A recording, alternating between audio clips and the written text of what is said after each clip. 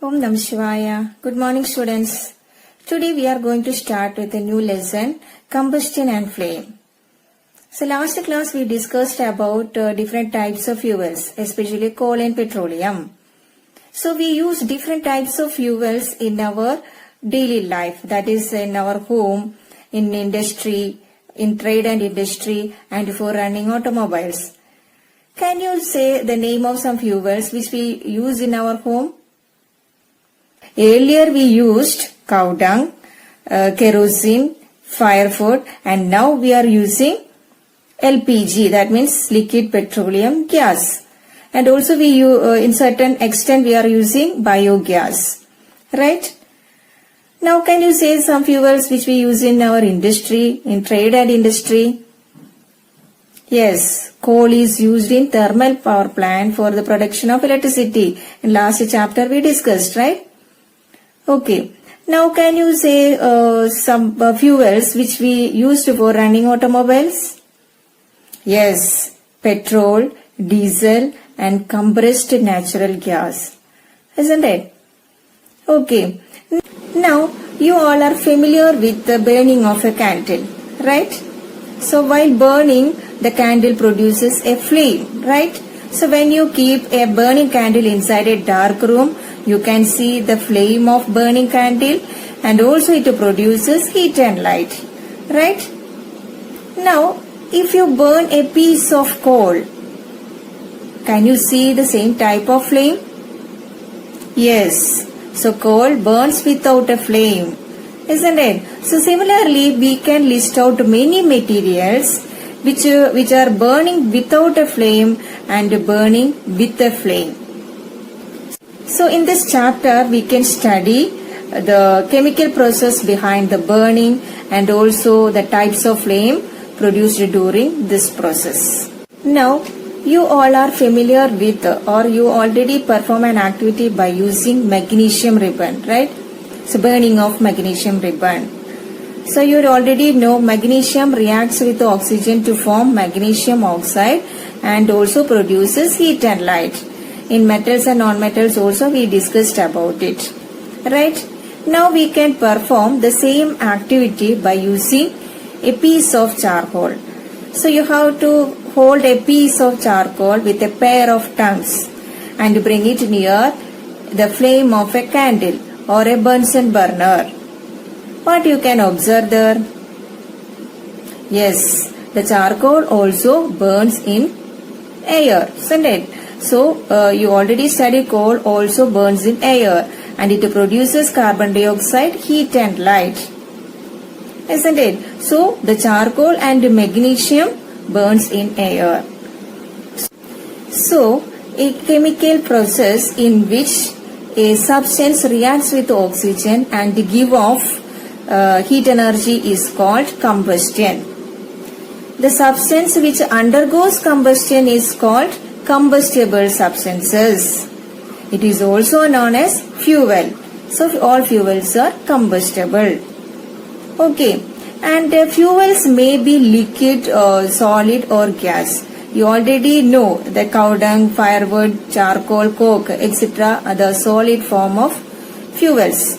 Okay. Then the petrol, diesel, kerosene are the liquid fuels. Examples of liquid fuels. Compressed natural gas and LPG are the examples for gaseous fuels. Sometimes these combustible substances give off light during combustion either as a flame or as a glow. Okay, that means sometimes these combustible substances give off light during combustion either as a flame or as a glow. So, the magnesium and coal piece all are combustible substances. Magnesium and coal piece are combustible substances because they burns in air and then produces heat energy. Okay. Now we can do activity 6.1 given in your textbook to know more about combustible and non-combustible substances. For that you should collect some materials like straw, matchsticks, kerosene oil, paper, iron nails, stone pieces, and glass. Now you are asked to burn each of these materials one by one. If combustion take place, you should mark the material as combustible. Otherwise, you should mark as non-combustible. Okay, so based on the material, we can find it out whether it is combustible or non-combustible and to mark in that column. Okay, so first one is wood. Wood we already know it can burn, isn't it? Firewood, it is used as a fuel. So it is combustible. Next one is paper. Paper also we can burn. So we can write it as combustible.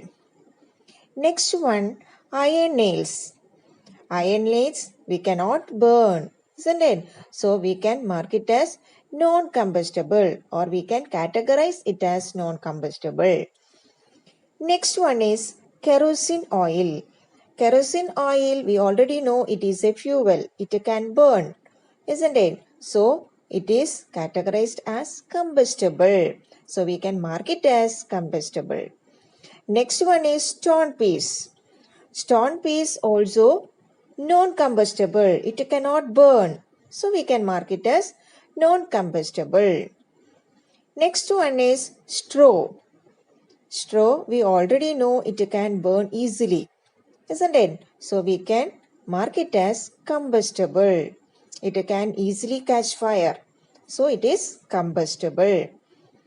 Next one is charcoal. Charcoal, we already know it is also a fuel. It can burn and produce heat and light.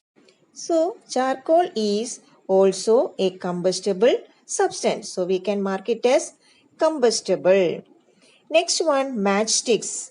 Matchsticks we use to make fire, isn't it? So it is combustible. Now the last one is glass. Glass is non-combustible because it cannot burn, isn't it? So from this activity we can find that some materials are combustible and some are non-combustible. So you can add more and more materials in this and you can categorize them as combustible and non-combustible. Okay. Now we can move on to activity 6.2, which is meant to investigate conditions under which combustion take place. For that we can watch the same activity and find the conditions under which the combustion take place. Do you think oxygen is essential for combustion? Let's perform an activity and test it out. Fix 3 burning candles on a table and cover them with glasses whose bases have been removed. Now, put the glass over the first candle in such a manner that it rests on 2 wooden blocks, as you can see on the screen. Place the glass over the second candle in such a manner that it simply rests on the table. And place a glass plate over the third candle. There you go. Now what do you observe? You will observe that the candle burns freely in the first case. What happens in the second case? The flame flickers and produces more smoke before going off.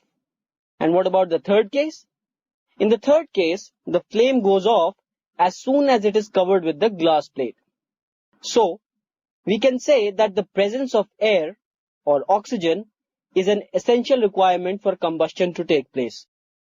You already know sun produces its own heat and light. In the sun, heat and light are produced by nuclear reactions. You will learn more about in higher classes. Now we can watch activity 6.3, which shows oxygen is necessary for Let us do an combustion. activity to demonstrate that oxygen is necessary for combustion. Take a piece of burning wood and place it on an iron plate. Now cover it with a glass jar and observe. You will observe that the piece of burning wood gets extinguished after some time because the supply of oxygen has been stopped.